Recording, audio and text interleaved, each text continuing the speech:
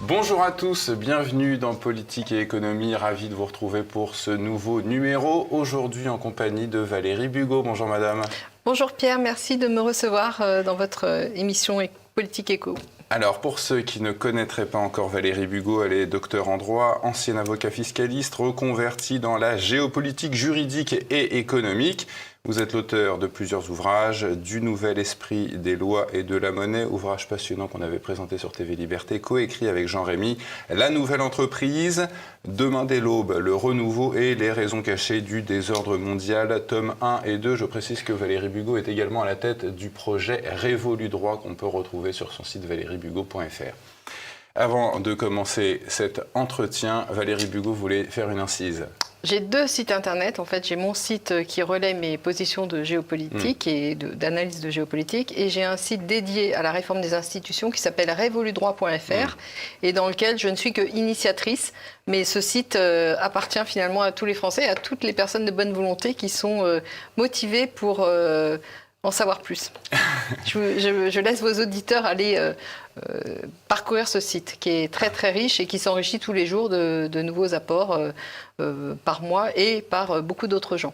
Avant de commencer notre entretien, chers téléspectateurs, je vous rappelle que vous pouvez cliquer sur le pouce en l'air en bas de cet écran, partager cette vidéo ainsi que la commenter pour un meilleur référencement sur Internet. C'est essentiel. Valérie Bugeaud, on va commencer par l'économique, par le monétaire. Vous me disiez qu'en matière d'inflation, le plus dur n'est pas derrière nous, mais devant. On voit le taux officiel, je précise, de l'inflation qui est passé de 4,3 en juillet à 4,8 en août. C'est quoi les facteurs, Valérie Bugeaud, de cette inflation de long terme ? Alors déjà, effectivement, c'est une tendance de fond, l'inflation. Même Michel-Édouard Leclerc s'est fendu il y a peu d'une émission dans laquelle il expliquait que l'inflation n'était pas une question économique, mais était une question politique, ce que, évidemment, la plupart des gens avaient bien compris. Mais enfin, ce qui va sans le dire va encore mieux en le disant. Simplement, Michel-Édouard Leclerc pointe du doigt le fait que l'inflation permet à certaines entreprises de gonfler artificiellement le chiffre d'affaires. Or, c'est loin d'être le seul enjeu dans cette histoire d'inflation, puisque en réalité l'inflation est liée à la politique monétaire qui a été mise en œuvre suite à l'effondrement de la monnaie internationale prise en tant que dollar américain. Donc le dollar, qui est une monnaie nationale, ne peut pas, comme je l'ai souvent déjà expliqué, ne pouvait pas, dès le départ, remplir le rôle d'une monnaie mondiale de façon satisfaisante, sauf à éliminer définitivement l'économie nationale sur laquelle cette monnaie internationale reposait, ce qui est aujourd'hui chose faite. Donc les Américains ont eu besoin d'adosser tous les dollars en circulation à des actifs de plus en plus illégitimes, puisque les actifs réels avaient disparu. Donc c'est comme ça que nous avons assisté à la montée de la finance de l'ombre et de la financiarisation des économies. Et puis le dernier clou au cercueil, si je puis dire, ça sera effectivement la ponction sur nos économies, enfin sur les biens, les actifs tangibles dont disposent toutes les colonies américaines, en priorité tous les pays d'Europe et d'Union européenne, puisque vous comprenez que tous ces grands financiers et ces grands conglomérats internationaux sont en train progressivement non seulement de perdre leur stratégie en tant que dollar international, puisque le monde se dédollarise, comme JP Morgan vient de nous l'expliquer en disant que effectivement les transactions de produits pétroliers étaient de moins en moins faites en dollars. Mais le fait que les dollars, pour rendre le service d'une monnaie mondiale, doivent être émis en quantité de plus en plus importante, signifie une dépréciation réelle de cette monnaie. monnaie. Et donc, il y a une volonté désespérée des pouvoirs américains de continuer à adosser cette monnaie à des biens tangibles. Et donc, ils se servent sur les économies, sur les biens tangibles de leur colonie. Oui, c'est là où je voulais en venir. Comme ils perdent leur colonie africaine et d'Amérique latine, ils vont se servir en ponctionnant évidemment sur les colonies européennes. Donc nous sommes mis entièrement au service de ce qui va rester du dollar, qui va se transformer en monnaie nationale, mais qui devra être adossé à des biens tangibles. Et les biens tangibles n'existant plus chez eux, ils vont venir les chercher chez nous. Donc nous sommes dans un cercle vicieux totalement surréaliste, qui est le prix de la soumission, si je puis dire. À ce titre, je voulais signaler une vidéo qui est parue hier sur un journal dématérialisé qui s'appelle Réseau International, d'une jeune femme qui explique très bien les techniques mécaniques de ce que suppose l'inflation, pourquoi l'inflation de la monnaie américaine a des répercussions mécaniques sur nos économies à nous. Mais là-dessus, je voulais aussi insister sur le fait que ça va bien au-delà de ce qu'explique cette vidéo, puisque cette vidéo explique que depuis les années 2020, le nombre de dollars en circulation a explosé, littéralement explosé, qu'il est d'un tiers toute la masse des dollars en circulation depuis toujours. Donc il y a eu une inflation énorme de la monnaie en circulation, mais que cette monnaie, évidemment, bien sûr, aujourd'hui est dépréciée. Mais elle l'explique en disant que cette monnaie a fait l'objet d'une création monétaire. Or, stricto sensu, ce n'est pas vrai. Ce qui s'est passé, c'est que cette monnaie mise en circulation est adossée à de la cavalerie, c'est-à-dire que on ne peut pas faire de la création monétaire, sauf à être complètement décrédibilisé aux yeux de tout le monde. On ne peut pas faire de la création monétaire sans adosser l'émission de monnaie à des actifs tangibles. Or là, comme il n'y avait plus d'actifs tangibles réels, la transaction sous-jacente, si je puis dire, c'est en fait les comptes des particuliers. Donc les comptes des particuliers ont servi de garantie cachée, si vous voulez, à toute cette émission monétaire. Et il faut quand même expliquer qu'il s'agit d'une rétroaction, c'est-à-dire que les banques centrales n'ont pas créé la monnaie, mais ont emprunté l'argent qu'elles prêtaient aux banques privées, l'ont emprunté aux mêmes banques privées. Donc en fait, ça commence à tourner en boucle et ça s'appelle de la cavalerie en fait. Et donc le moindre grain de sable dans ce système de cavalerie fait tomber tout le système financier international fondé sur le dollar. Donc j'explique que pour cette raison-là, la monnaie numérique va arriver de façon à tenir les gens tranquilles et à rincer, si je puis dire, les économies des particuliers au profit de ces grands argentiers. En l'occurrence, ce sont surtout les argentiers américains qui vont remporter le pactole du bloc de l'Ouest, comme on l'appelle, puisqu'ils vont adosser leur propre monnaie sur nos actifs à nous. Mais est-ce que cette monnaie numérique, Valérie Bugeaud, qu'on attend aux États-Unis, qu'on attend également en Europe, est-ce qu'elle n'arrivera pas en circulation avant qu'un krach financier ne se produise? On entendait Jacques Attali redouter ce krach pour la deuxième quinzaine d'août. Il n'est pas arrivé. Est-ce qu'on peut toujours redouter un krach avant cette mise en circulation ou est-ce qu'il se produira après la mise en circulation de la monnaie virtuelle? Alors, en fait, je pense qu'il faut comprendre que dans les discours politiques qui sont diffusés auprès du public, et en particulier Attali joue ce jeu depuis fort longtemps, vous savez que j'explique que c'est un héros, en fait un héros au sens qui porte la parole. Il prépare en fait les esprits. Le problème du krach, il est déjà là en fait. Tout est tenu de façon très artificielle. Donc, c'est pas la question est mal posée dans le sens où c'est pas. Je vous remercie. Non, c'est pas contre vous que je dis ça. C'est simplement pour expliquer que ce krach, il est déjà. Il est déjà en cours. Il existe déjà. Virtuellement, il est caché, mais réellement, il est là.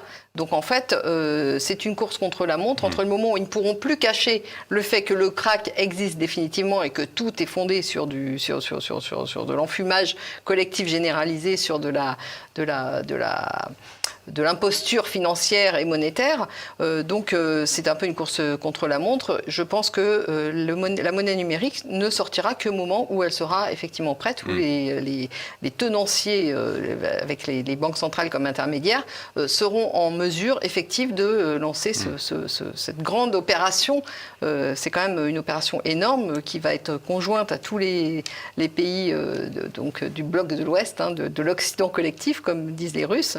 Donc c'est assez lourd à porter, sans compter que je pense que les autres pays vont lancer cette monnaie également, de façon à pouvoir générer ensuite une monnaie mondiale, non pas une monnaie mondiale en tant que telle, mais une réadaptation des transactions, des monnaies les unes par rapport aux autres, en formant plus ou moins un panier de monnaies, avec une période de latence qui sera nécessaire pour pouvoir adapter les économies les unes avec les autres et comparer les monnaies en question. Est-ce que ce panier de monnaies que vous attendez regrouperait également les monnaies des pays des BRICS, la Chine, la Russie, le Brésil? Alors vous savez que là-dessus, il y a un grand point d'interrogation. A priori, moi, je pars sur l'idée qu'il n'y aura pas de monnaie mondiale parce que certains États ne sont pas prêts à transiger et à céder une partie de leur souveraineté au sein d'entités administratives qui seront nécessaires pour gérer cette énorme superstructure monétaire. Donc je pense qu'on va plutôt s'orienter vers des transactions bilatérales, en tout cas de monnaie bilatérale. Néanmoins, et évidemment, il y a toujours cette histoire de panier de monnaie qui est un peu le serpent de mer. Les DTS, certains, oui, alors ça peut prendre aujourd'hui, effectivement, aujourd'hui on parle des DTS, enfin les DTS existent, mais peut-être qu'il y a d'autres projets que les DTS. Néanmoins, je pense que ce projet-là n'est pas du tout mûr, que ça sera plutôt, il y aurait plutôt une monnaie intermédiaire pour l'Asie, une monnaie intermédiaire pour l'Europe, une monnaie intermédiaire par continent. Mais je pense que c'est pas prêt, donc je ne crois pas que ce soit d'actualité, la monnaie internationale. En revanche, ce qui est d'actualité, c'est la chute du dollar en tant que monnaie mondiale et c'est la réhabilitation des monnaies en fonction des actifs tangibles sur lesquels elles reposent. Donc vous voyez bien que nos pays à nous sont en très très mauvaise posture si on fait la part des choses entre les actifs et les passifs, puisque nous sommes à des niveaux d'endettement qui sont stratosphériques, surtout les États-Unis bien sûr. Justement, vous dénoncez aussi, puisqu'on évoque la France et nos pays occidentaux, le rôle de la science économique dans les politiques publiques. Alors qu'est-ce que vous reprochez à cette science? Oui, alors la science économique, il faut... Je me souviens, une fois on en avait parlé déjà, il me semble, avec Jean-Rémy à mes côtés avant son décès malheureusement. C'est lui qui m'avait expliqué, puisqu'il avait fait des sciences économiques, et moi je suis plutôt juriste comme vous le savez. Il m'avait expliqué qu'en fait les sciences économiques étaient arrivées du jour au lendemain à l'occasion d'une rentrée universitaire. On parlait de politique économique en juin d'une année et en septembre suivant, c'était devenu une science économique. Donc on se rend bien compte qu'il s'est passé des choses. En fait, cette pseudo-science économique a remplacé ce qui n'était pas remplaçable, c'est la politique économique. Ce qu'on appelle politique économique, c'est ça a de tout temps existé et c'est tout à fait un outil nécessaire de gestion des États. Sauf que quand vous comprenez que les États n'existent plus, qu'ils ont été basculés dans le pouvoir économique des dominants économiques, effectivement, la science, ce qui était de la science politique de l'économie, devient une science à part entière et ça a permis de justifier les théories les plus fumeuses économiques ont permis tout le temps, de tout temps, même avant les années 70, de justifier en fait les positions d'intérêt particuliers en les rendant positions publiques. En fait, des relances économiques qu'on a fait. Toutes les théories économiques, d'une façon générale, ont permis de justifier, de transformer en réalité politique les intérêts particuliers des grands détenteurs de capitaux. Et pour ne parler que de l'actualité, il faut bien comprendre, par exemple, que la théorie des jeux et que tous les prétendus modèles économiques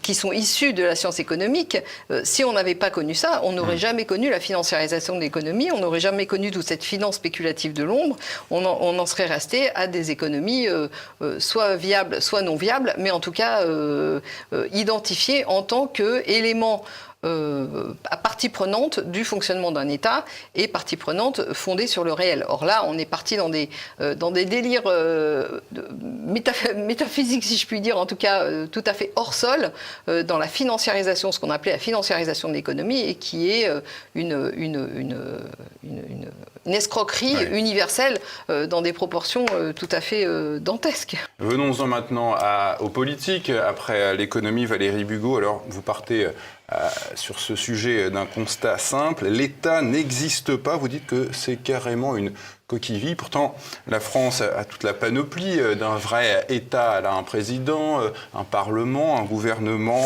une armée, une police, des impôts à payer. C'est pas un État, ça ? Non, ça, c'est pas un État, c'est une structure de pouvoir, effectivement, mais qui n'est pas un État au sens politique du terme, parce que l'État, c'est organiser la vie de la cité en tenant compte des intérêts particuliers de tous les habitants de la cité. Or là, il ne s'agit pas de ça, il s'agit de relais de pouvoir des intérêts économiques cachés, mais bien réels, qui sont imposés en tant qu'objectif politique à toute une population qui ne comprend pas exactement de quoi il s'agit. La démocratie représentative ne serait donc qu'un relais d'intérêts financiers supérieurs. Absolument. La démocratie représentative est une imposture, je l'explique depuis très longtemps quand même maintenant, doublée d'un système de banque centrale toujours initié par des intérêts privés, qu'elles soient sous forme publique ou privée, de toute façon les intérêts privés sont toujours à la manœuvre derrière la gestion des banques centrales. Les États, entre guillemets, tels qu'on les connaît aujourd'hui, ne sont que des relais d'influence, des relais de puissance des intérêts privés cachés derrière les gros conglomérats économiques, et donc en dernier lieu, ce sont les intérêts financiers qui dominent. La multiplication des partenariats dits privés-publics. Ça, c'en est une des manifestations, mais effectivement, ça va au-delà, puisque le système même du parlementarisme représentatif, qui est fondé sur l'existence de partis politiques, ces partis sont là pour capter les intérêts publics et ne faire ressortir que des intérêts orientés dans des directions idéologiques qui n'ont pas beaucoup de rapports, qui ont très peu de rapports avec les contraintes et les intérêts bien compris des populations en question, mais qui sont là pour contrôler en fait et guider dans des impasses les représentations d'intérêts, de tous les intérêts publics et privés qui traversent une société. En fait, l'agglomération des intérêts privés fait qu'on peut déduire de ça un certain intérêt public. Mais si vous n'avez pas la possibilité de représenter politiquement tous les intérêts privés en cause, si vous ne représentez que les intérêts financiers, il n'est pas possible de déduire de tout ça un intérêt commun. Donc c'est toute la stratégie qui a été mise en place par le biais effectivement du parlementarisme représentatif. On sait qu'il s'est imposé en France à partir de la Révolution française, et on sait que ce système de parlementarisme représentatif vient du Conseil des barons de la Magna Carta, qui est elle-même une imposture, parce que la Magna Carta, on nous présente ça comme la quintessence de la démocratie, mais c'est encore là, c'est une imposture. Il faut quand même essayer de comprendre ce que les choses ont représenté. La Magna Carta, c'est la révolte des grands barons contre le roi d'Angleterre. Donc, je veux dire, c'est pas démocratique. C'est plutocratique, effectivement. C'est des intérêts supérieurs contre l'intérêt central qui est censé représenter, lui, l'intérêt collectif de tous les gens qui habitent sur un territoire. À quoi servent les partis politiques, Valérie Bugeaud, dans tout ce que vous dénoncez là ? Les partis politiques sont l'organe prioritaire de représentation des intérêts financiers supérieurs par la captation illégitime de ce qu'on appelle la représentation politique. Les partis politiques ne représentent in fine, ne rendent à la représentation politique réelle, non pas l'intérêt de tous leurs électeurs, mais seulement de ceux qui financent en dernier lieu les partis politiques. Dans ce contexte, plus il y a d'élections, plus il y a de corruption, puisque une élection, ça coûte très très cher, et à un moment ou à un autre, les partis sont amenés à chercher des subsides, et ces subsides les habitants d'un territoire ne sont pas suffisants, surtout d'un territoire appauvri, pour financer tout ce théâtre politique qui est en réalité une manifestation théâtrale, rien d'autre. Sur la République, on entend souvent le président Macron l'invoquer à tout bout de champ dans les médias en matière d'éducation. Il dit on veut des petits républicains, des petits citoyens, on va bien les formater. Vous dites que la République, elle n'existe pas parce que le principe de séparation des pouvoirs à l'origine de ce concept de République, vous dites qu'il est totalement bafoué.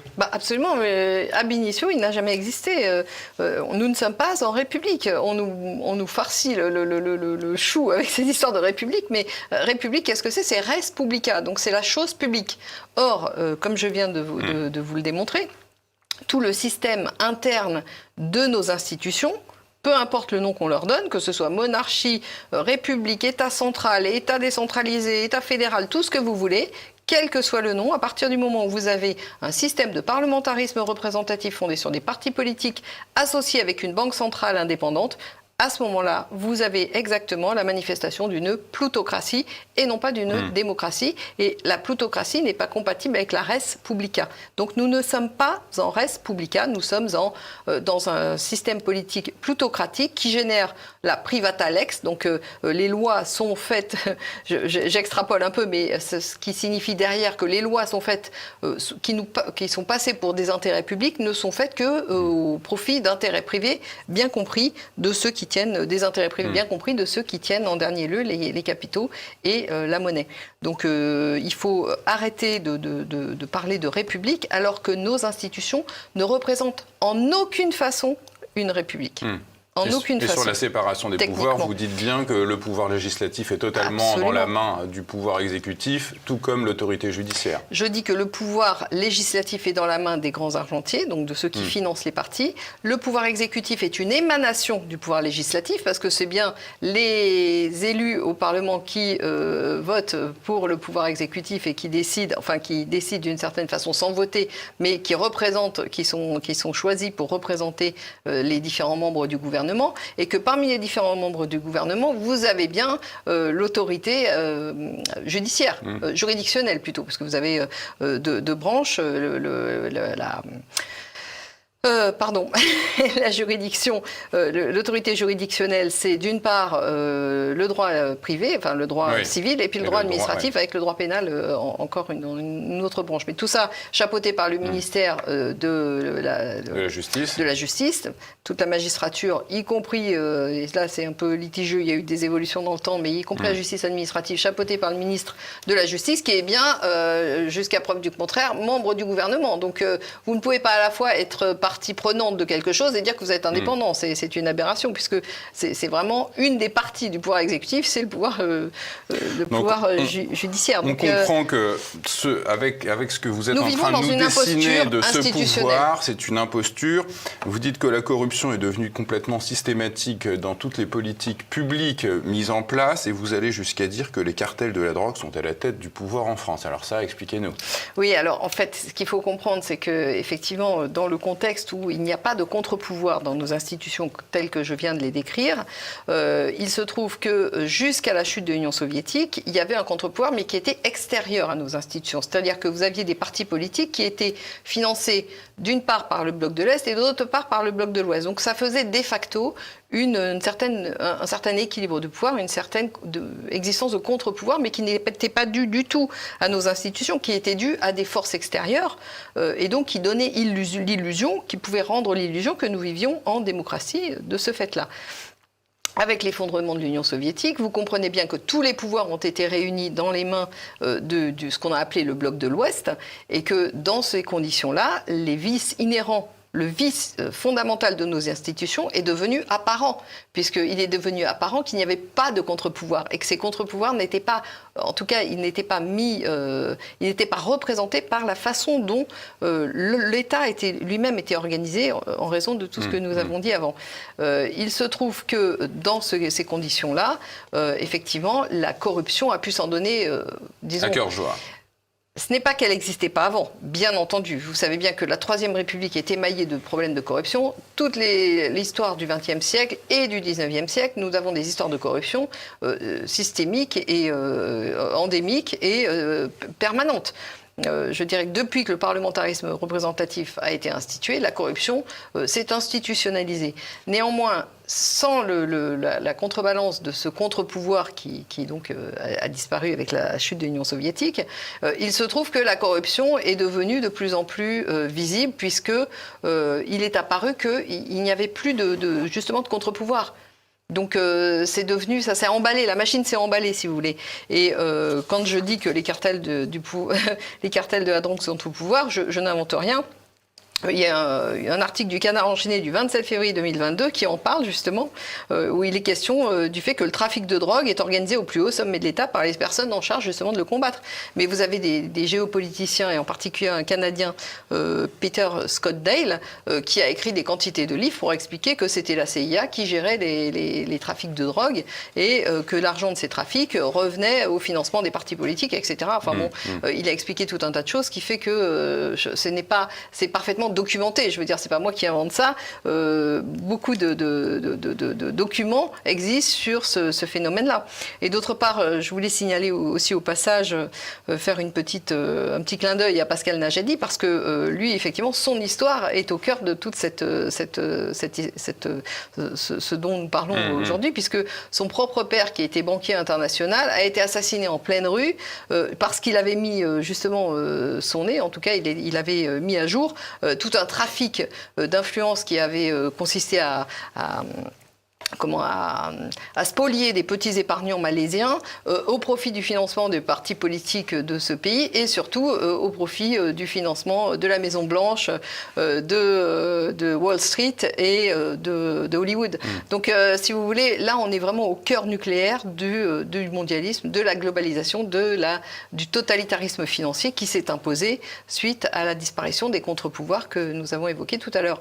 Mais si vous voulez, c'est pas franco-français, c'est un système qui s'est imposé globalement dans tous les pays occidentaux régis par cette concentration des pouvoirs dans les mains de ceux qui tiennent la monnaie, et en particulier la monnaie à l'occasion, c'était le dollar américain qui était la monnaie mondiale, qui a abreuvé en fait toutes nos économies du début jusqu'à la fin arrivant là, justement. Alors, il y a aussi ce que vous pensez des Français. Vous pensez que maintenant ils ont été totalement déresponsabilisés. Comment vous leur feriez prendre conscience de cela ?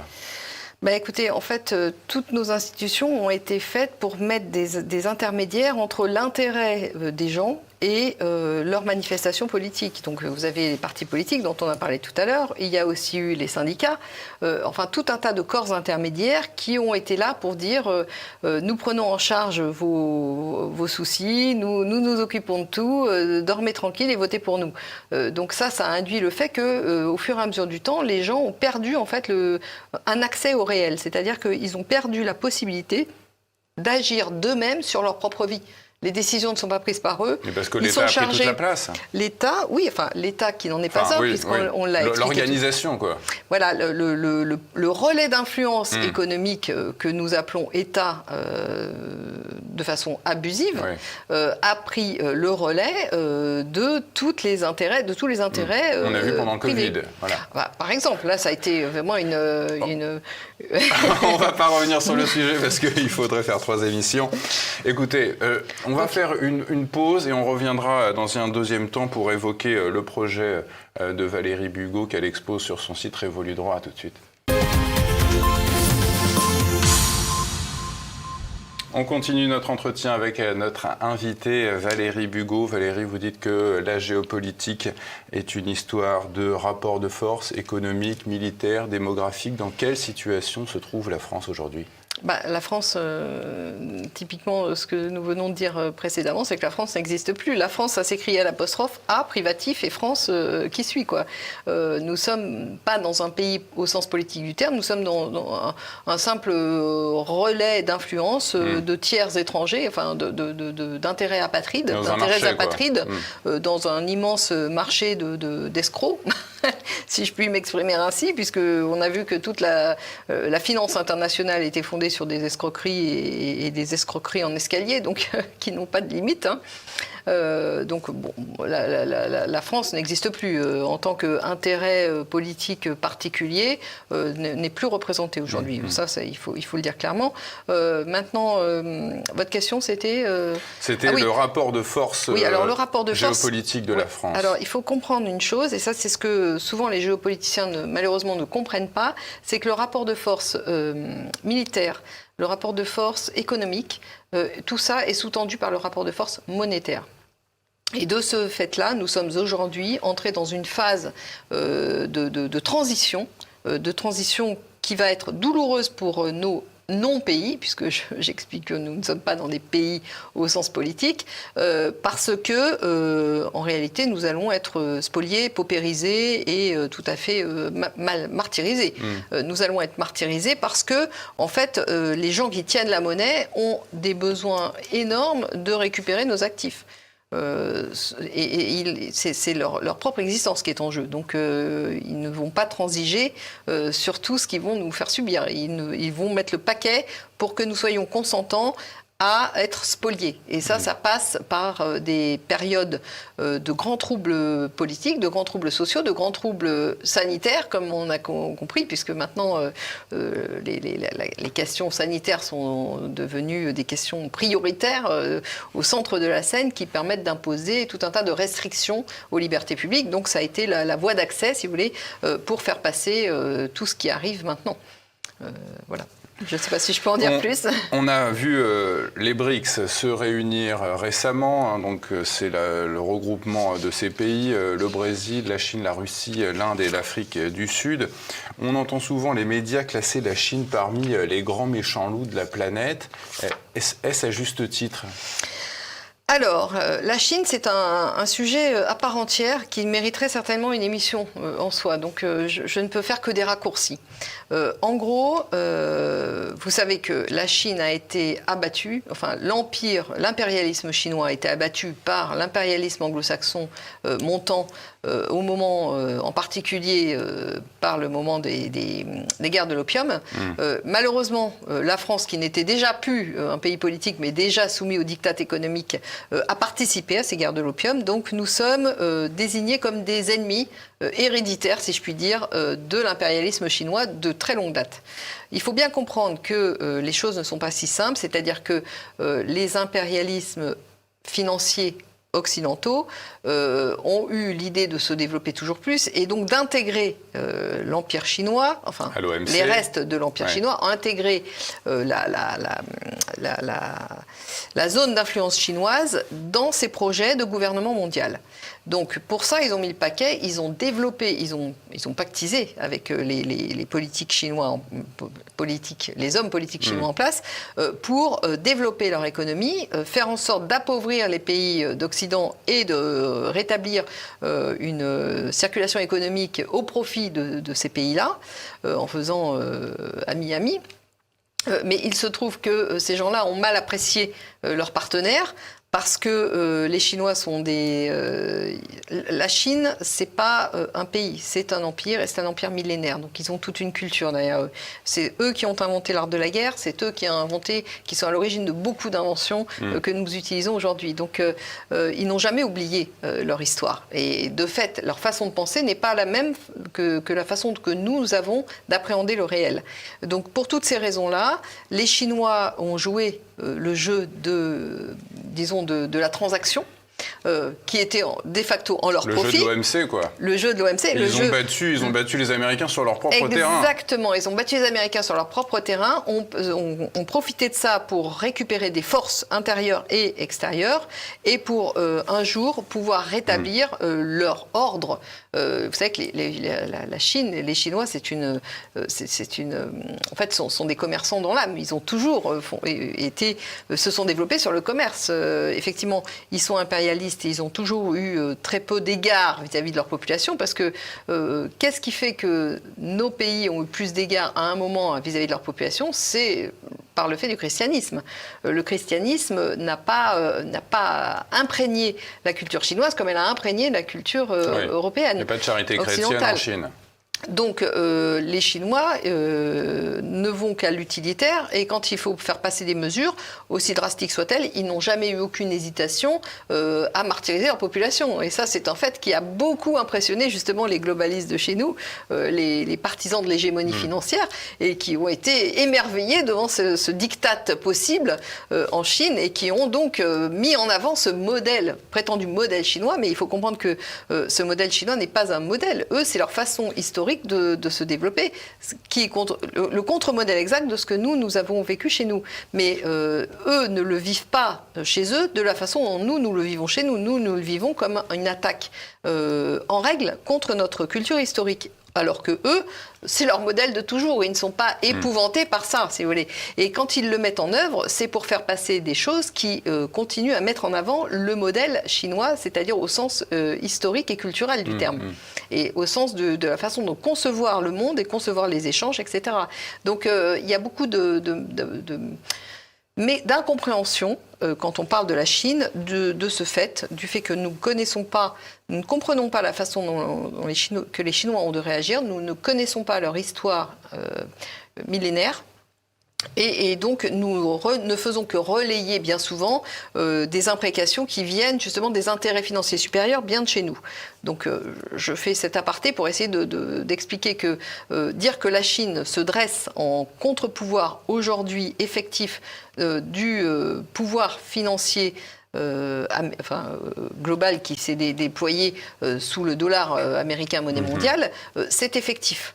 C'est vraiment le seul contre-pouvoir qui est en train d'émerger, c'est le contre-pouvoir chinois parce que l'État a pris des forces, justement, et c'est là où l'histoire est vraiment friande de ce genre de choses, coup de pied de l'âne, c'est-à-dire qu'ils ont aidé la Chine à se développer et la Chine se retourne contre eux-mêmes. Mais ça, l'histoire est émaillée de ce genre toute l'histoire de l'humanité est émaillée de ce genre d'événements. Donc, c'est pas si surprenant que ça. On a vu, Valérie Bugeaud, j'aimerais qu'on avance, excusez-moi de vous couper, on a vu les dirigeants occidentaux proposer des régimes de plus en plus autoritaires. On a vu avec l'épisode du Covid, on le voit maintenant avec ce qui se met en place, la transition énergétique qui s'annonce et qui concernera tous les secteurs de la société, donc avec un contrôle toujours plus accru de l'État, entre guillemets, sur les populations. Qu'est-ce qui nous attend maintenant ? Qu'est-ce qui nous attend ? C'est ce changement de régime monétaire international.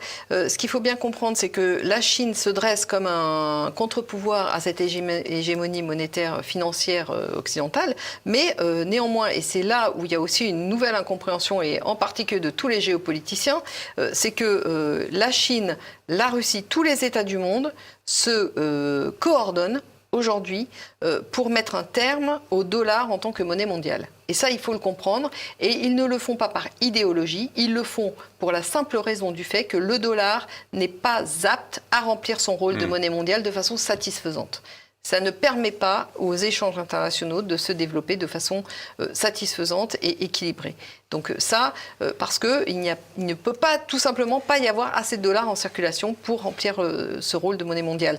Donc tous les États se coordonnent, et là j'insiste bien, se coordonnent, c'est-à-dire Chine, Russie en priorité, puisque aujourd'hui c'est les deux États qu'on met en avant et dont on parle, mais derrière il y a l'Iran, derrière il y a de plus en plus de pays d'Afrique, de plus en plus de pays d'Amérique latine, comme vous l'avez évoqué tout à l'heure. Ces pays des BRICS ont aujourd'hui un PIB supérieur au nôtre. Donc, en fait, il faut comprendre que c'est une coordination internationale, mais cette coordination ne signifie pas que nous allons vers le projet Rothschild, le projet que j'appelle Rothschild par raccourci, mais qui est de facto le projet de l'hégémonie de l'empire financier occidental de toujours, qui rêvait d'un gouvernement mondial unique, avec une monnaie mondiale unique, une religion unique, comme on a souvent débattu au sein de TV Liberté, je le sais.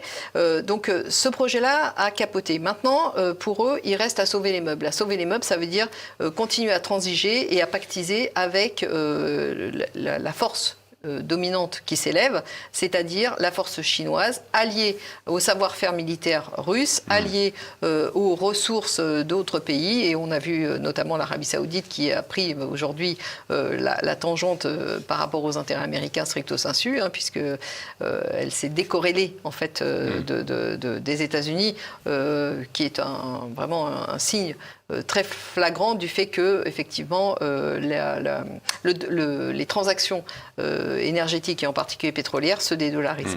Donc tout ça, et il faut bien comprendre, il ne faut pas tout mélanger. Je veux dire qu'il y a une coordination internationale pour faire chuter le statut du dollar monnaie mondiale, c'est une certitude, mais il ne faut pas déduire de cette corrélation et de cette coordination internationale le fait que nous avons affaire au gouvernement mondial tel que on pouvait le redouter et tel qu'on peut encore le redouter parce qu'ils peuvent instaurer ça sur le bloc de l'Ouest, c'est-à-dire les États-Unis et leurs colonies européennes actuelles. Alors, quelle alternative s'offre aujourd'hui aux Français, Valérie Bugeaud ? L'alternative, j'ai envie de vous dire, Pierre, que c'est révolu droit. Il n'y a pas d'autre alternative parce que vous comprenez bien que la seule alternative à l'imposture dans laquelle nous sommes baignés depuis si longtemps, c'est un changement de paradigme. Et ce changement de paradigme ne va pas passer par mettre un petit bulletin dans des urnes funéraires pour élire, faire monter un parti politique ou un autre. Vous avez bien compris que tous les partis pactisent finalement. Ils ont tous, à un moment ou à un autre, et on l'a vu en particulier, c'est particulièrement flagrant depuis l'hystérie covidique, on a vu que tous les députés, les sénateurs votent en masse pour finalement valider les projets de l'exécutif, entre guillemets, qui n'est pas du tout un exécutif, puisqu'il ne prend pas des décisions, il ne fait que relayer les intérêts supérieurs, comme on l'a dit tout à l'heure, des détenteurs dominants économiques. À quoi ressemblerait un État restauré à vos yeux? Alors, un État restauré, ça veut dire plusieurs choses. Ça veut dire, premièrement, rééquilibrer tout le mode de fonctionnement économique sur le modèle de la participation. Ça, c'est la première chose. Ça veut dire retrouver un droit qui soit un droit commun, un droit civil, j'insiste bien, civil commun, qui tourne... Donc, suppression du droit administratif. Je finis. Un droit civil commun qui respecte des règles intangibles, des grands principes, ce qu'on appelait avant les grands principes du droit qui tendent évidemment à disparaître, entièrement décrits, expliqués par le droit naturel. Donc le droit naturel doit être non seulement réhabilité, mais surtout ces contours doivent être reprécisés. Ça, c'est les deux éléments fondamentaux. Et troisièmement, réinstaurer un État avec un gouvernement qui a un sens et un chef d'État qui a un sens. Et le sens du chef d'État, c'est d'être finalement garant de l'intérêt commun et d'être un arbitre de tous les intérêts très variés qui émanent d'une société, de la vie en commun. Et pour que ces intérêts puissent être... pour les faire vivre ensemble, il faut déjà qu'ils soient représentés politiquement. Et la façon de les représenter politiquement, on n'a rien à inventer. Elle a été mise en œuvre pendant des centaines d'années. C'est sur le modèle des corporations d'Ancien Régime que moi j'appelle groupements d'intérêts et qui vont au-delà du commerce et de l'artisanat, qui en fait correspondent à tout type d'activité humaine. Donc c'est réévaluer l'apport de l'humain par rapport à la machine. C'est réévaluer la créativité humaine par rapport au strict rendement mécanique qu'un homme peut produire et qui sera de toute façon toujours inférieur au rendement mécanique, étant donné les capacités technologiques actuelles, d'une machine et de l'intelligence artificielle. Mais comment ces représentants de chaque activité présente en France pourraient travailler? Est-ce qu'il y aurait un parlement? Concrètement, ça se passerait comment? Pas le Parlement. Alors, parlons-en du Parlement. Il parle et il ment. Vous savez que le Parlement d'Ancien Régime, c'est des cours de justice. Ça se passerait? Le Parlement n'a pas besoin de Parlement. Le Parlement, c'est la démocratie, la plutocratie plutôt, fondée sur le parlementarisme. Mais ces activités regroupées ensemble pour réhabiliter la force économique. Par exemple, chaque métier, chaque activité, chaque secteur d'activité se regroupe pour déterminer ses propres règles de fonctionnement, pour prendre en charge l'aspect social de ses membres, pour prendre en charge la formation de ses membres, pour élaborer des règles de règlement des différends qui vont évidemment survenir. Vous ne pouvez pas mettre ensemble des gens sans qu'il y ait des conflits qui surgissent. Donc il faut prévoir de régler ces conflits. Donc c'est toute une réhabilitation de la responsabilité individuelle, à la fois de la responsabilité à la fois individuelle et collective. Les gens doivent se réapproprier en fait les enjeux de la vie. Qu'est-ce que c'est que de prendre des décisions et de les assumer? Et ça va évidemment se faire de façon spontanée à partir du moment où les gens auront intégré qu'ils doivent réapprendre à s'autogérer. En fait, s'autogérer non seulement par localité, par commune, mais aussi dans le cadre de leurs activités quotidiennes. Assumer le poids de leur liberté. Assumer le poids de leur liberté. Et ça veut dire pouvoir prendre des décisions pour soi, pour son avenir, pour l'avenir qu'on souhaite donner à ses enfants. Et ça veut dire aussi assumer quand on fait des erreurs. Mais ça veut dire aussi que l'erreur est humaine et que l'erreur ne sera pas un acte de mort sur les individus.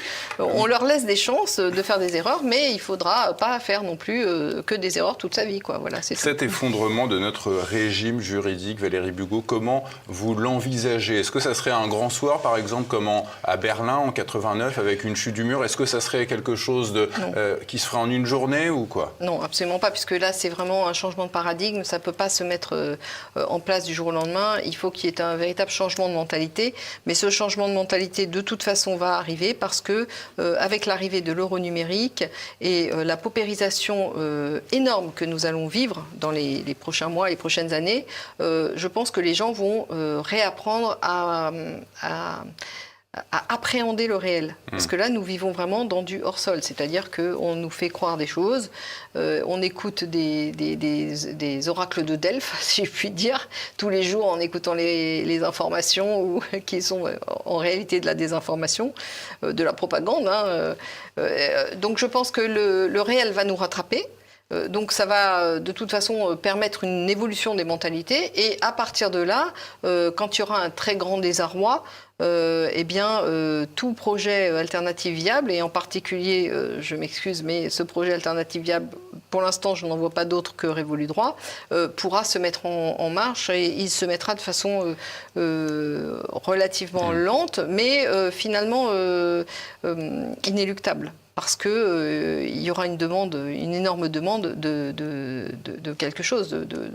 Face au vide, on a toujours envie de créer. Aujourd'hui, on est dans une phase d'autodestruction, de destruction et d'autodestruction. Mais quand on sera à l'os et que tout ce qu'il y a à détruire sera à détruire, on repartira sur un élan créatif, sur un élan de construction.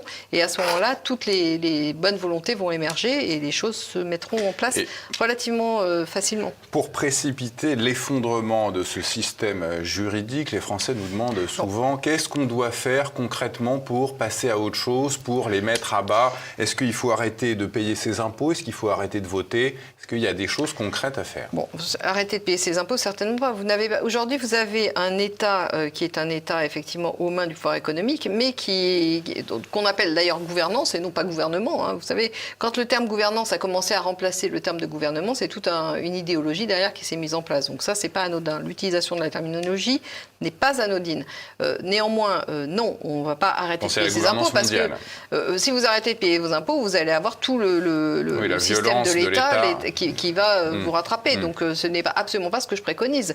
Non plus de faire des actions inutiles de manifestation ou des actions violentes. Non. En fait, il n'y a pas on n'a pas besoin d'agir pour ça, puisque le système en place est en train de s'autodétruire tout seul. Donc il n'y a pas besoin d'en rajouter, il suffit d'attendre et de voir ce qui se passe. Et en revanche, de tirer des leçons.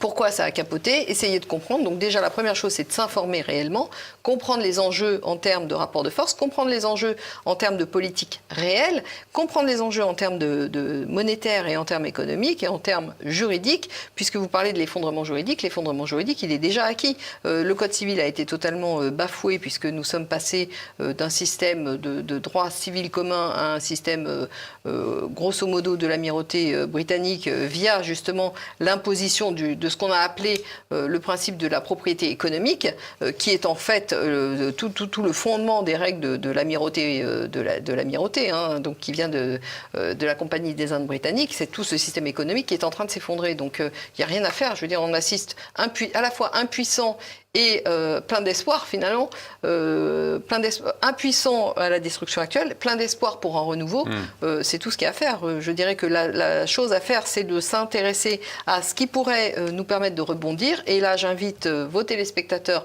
à vraiment aller consulter révoludroit.fr parce que ça va les habituer, ça va les familiariser avec un autre mode de fonctionnement de la politique, un renouveau de la politique, un autre mode de fonctionnement de l'État et un autre mode de fonctionnement de l'individu au sein de corps constitués dans lesquels ils ont vraiment un rôle à jouer. Un autre fonctionnement politique dans lequel vous voyez un rôle tout à fait prépondérant à la démocratie directe, un petit peu.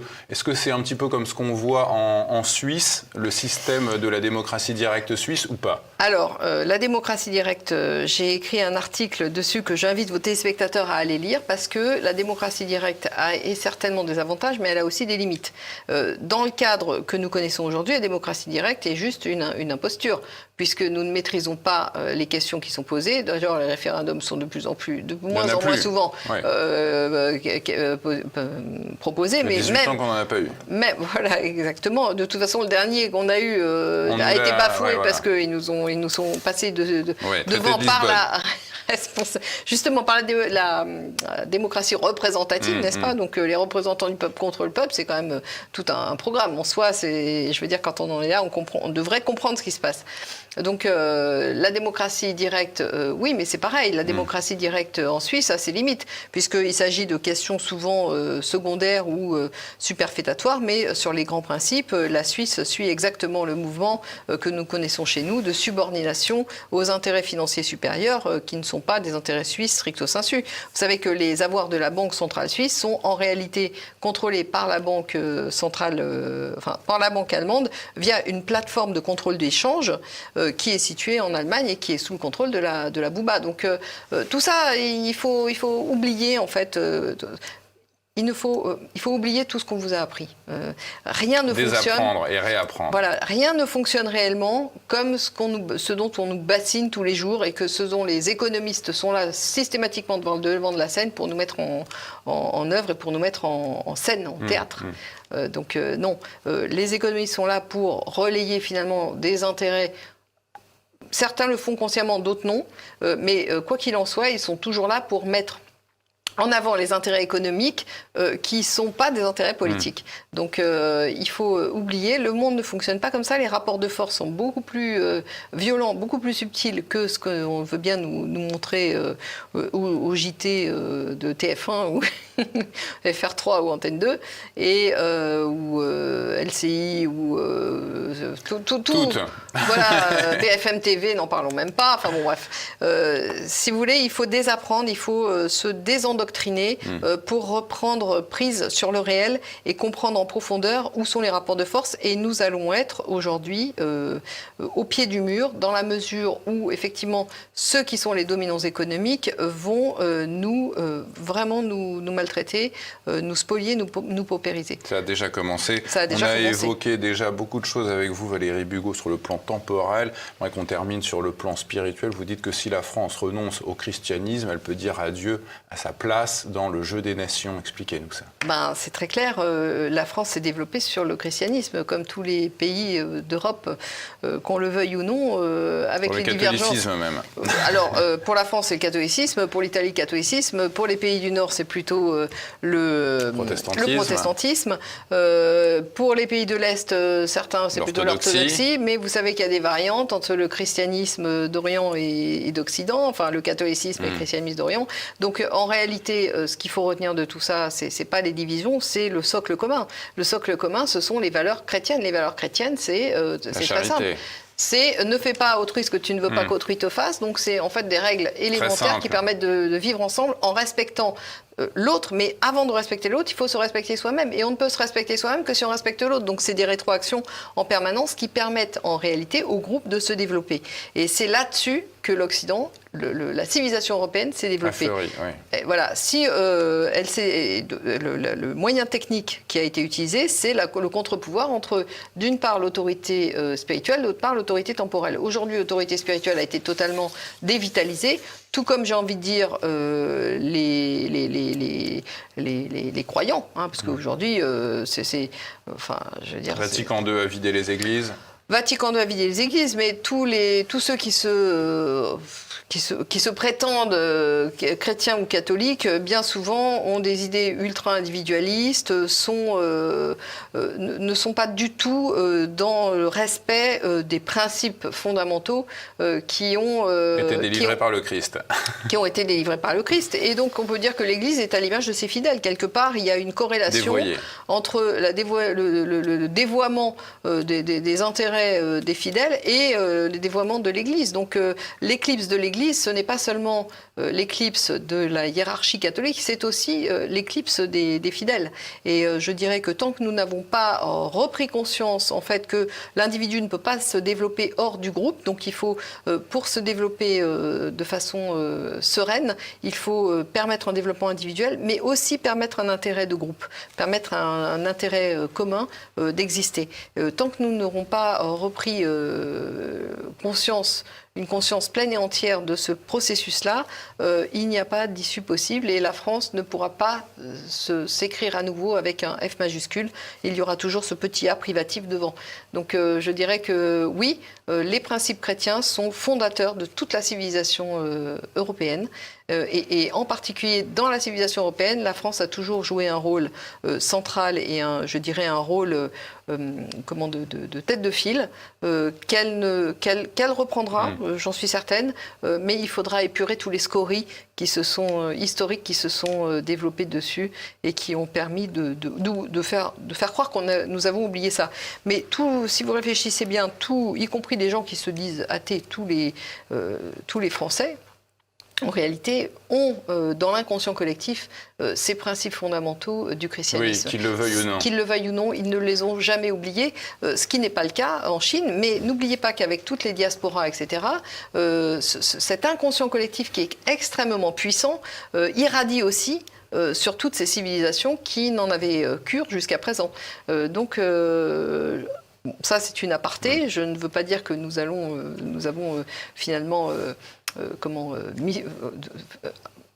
ce rôle de missionnaire s'est fait même inconsciemment. Je dirais, ça n'a pas été la mission d'évangéliser les peuples externes et surtout, il ne faut pas le faire parce que je pense que c'est tout à fait contre-productif. Chacun a le droit d'avoir des croyances différentes. Néanmoins, tout ce qui est français et tout ce qui est européen s'est développé sur le fondement du christianisme et ça, personne ne pourra jamais revenir dessus.